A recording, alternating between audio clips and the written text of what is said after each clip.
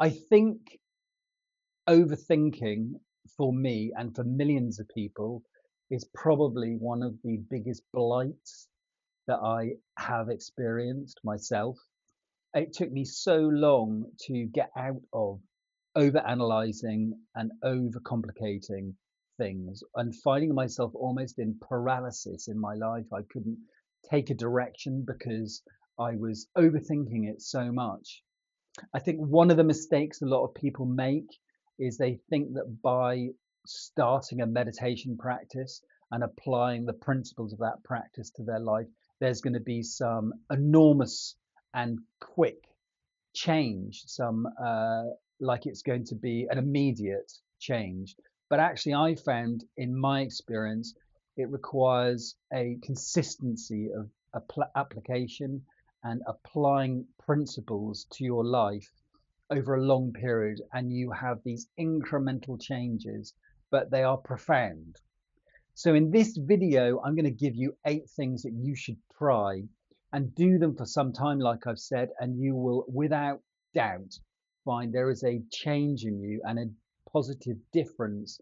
You'll find the thinking, the endless paralysis that you find in your life begins to fall away, and it almost falls away miraculously. You'll suddenly look back at your life and think, wow, I used to do that. I used to do such and such, and I don't anymore. It's much more that sort of change rather than some big, enormous, explosive change. Number one is simply to be aware that if you find yourself in a situation where you're overthinking things, is to come back to something you trust. And that thing is not your thinking. The thing you can really trust is the feeling in your body. You don't have to judge it. You don't have to have a running commentary about it. Just come back to the sensuality of your body, the feeling of your body sitting in a chair, for example, the temperature of your body in relationship to the air around you, the feeling of your feet on the floor. Very, very simple things like the awareness of your breath will make a massive difference. What happens is you'll find that if you put your attention rather into your thinking and trying to work something out, you put your attention into something physical, you'll find that your thinking, the quality of your thinking is changed purely by where you place your attention. Number two is challenge negative thinking. Most people I've worked with, I include myself, suffer from negative thinking, that there is a almost like a doom loop that goes round and round and round, and it's mostly negative about yourself. It can also be negative about other people. And I would put that into some sort of parameter so you can name that thinking and you can ask yourself the question, is this true? Is this helpful? And is this kind? And the third one, is this kind, is probably the most important. I think the most important lesson I've learned in all my years as a meditator studying this practice is kindness, kindness to yourself and kindness to others. But to ask yourself that question in relationship to your thinking, ask yourself that question. And if you can't say honestly yes to any of those, then you can forget the thinking. Remember, thinking is like any other part of your body, like your heartbeat or your blood pressure or your digestive system or your breathing. You have very, very limited control over those things. And your thinking is almost, you can almost consider it like a bodily function. You don't really have control over it. It is like a babbling brook. It is constantly chatting away. And most of it is utter nonsense. So my second piece of advice is to really ask yourself those questions. In particular, is this kind? Another great one is number 3 is set a worry time. If you are obsessing about something, I used to do this quite a lot, is if you're obsessing about something, you can't help yourself thinking about it, is to say to yourself, okay, I'm not going to think about this now. I've got stuff to do, I've got work to do, or I've got a meeting to be at, I will, at 6 o'clock this evening, I will allow myself half an hour to ruminate and think about this thing. And at the end of that half an hour, I will make a decision about what I'm going to do about that. This putting a parameter around your thinking really helps. It allows one to get on with your life. It is such a terrible thing to be in this sort of paralysis where you can't move backwards or forwards or sideways because of the obsessive thinking about a particular subject.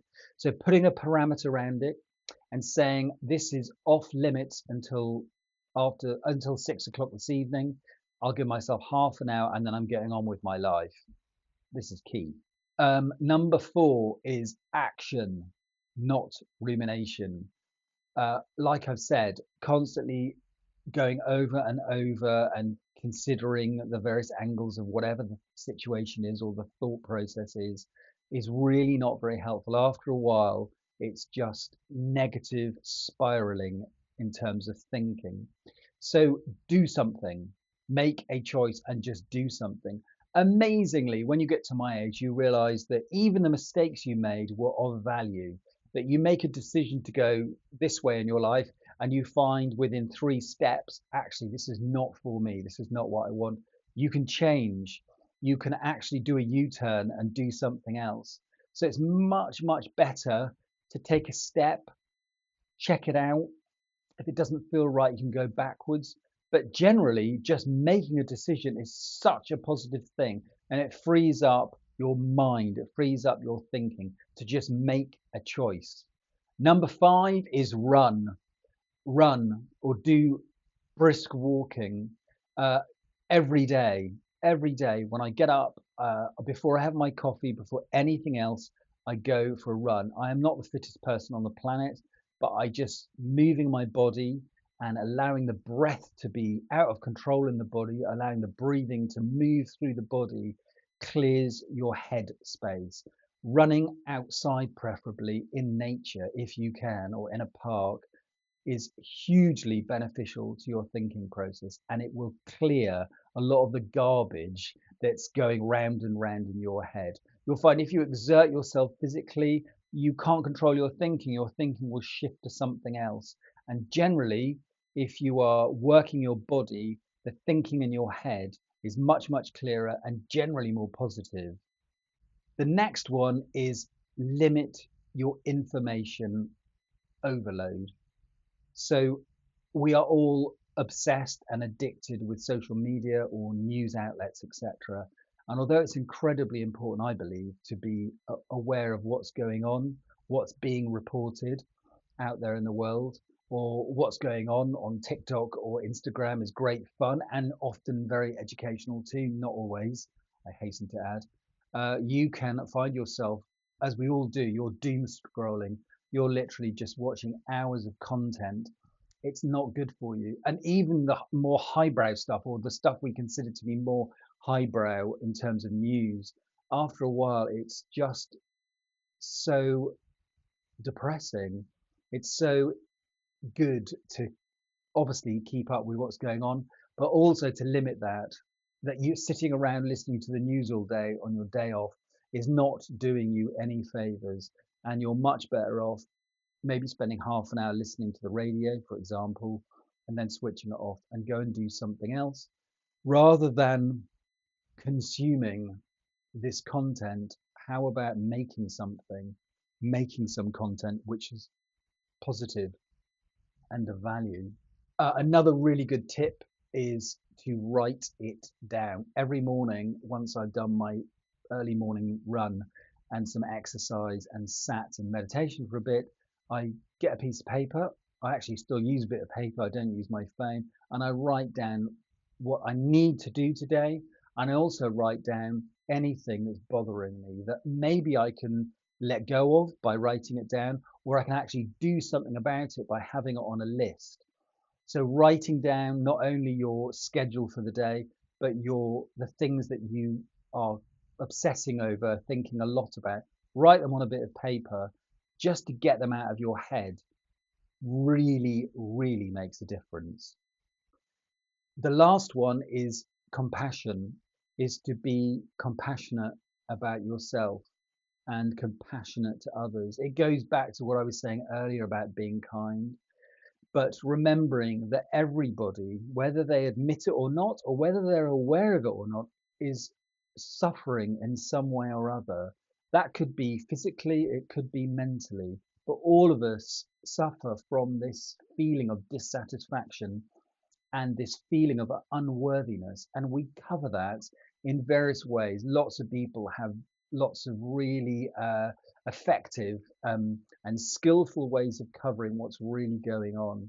And being aware that you have difficulty and that there is dissatisfaction possibly and dis-ease in your life, and that everyone is dealing with that too and finding their own way of coping with it. And some ways are more skillful or more compassionate, should I say, than others. So to really be aware of that, I found that so helpful when possibly people are not very kind or they're rude or snappy or something. It can be really hurtful, especially if you're a sensitive person, but to remember why they are behaving like that and why they choose to talk to people, for example, in an unpleasant, disrespectful way. There are reasons for this. It doesn't make it any easier in the moment, but in terms of processing it, you can see everybody is having difficulty. And that's such an important lesson for me, is to remember and to be compassionate about other people's suffering as well as your own. And my last tip, my final tip, is I remember asking a friend of mine, he was the most extraordinary man. He was a lot older than I am, and he died in his 90s. And before he died, I asked him what is the most important lesson he'd learned from his life. And he said there are three things he'd learned, and they were be kind, be kind, and be kind.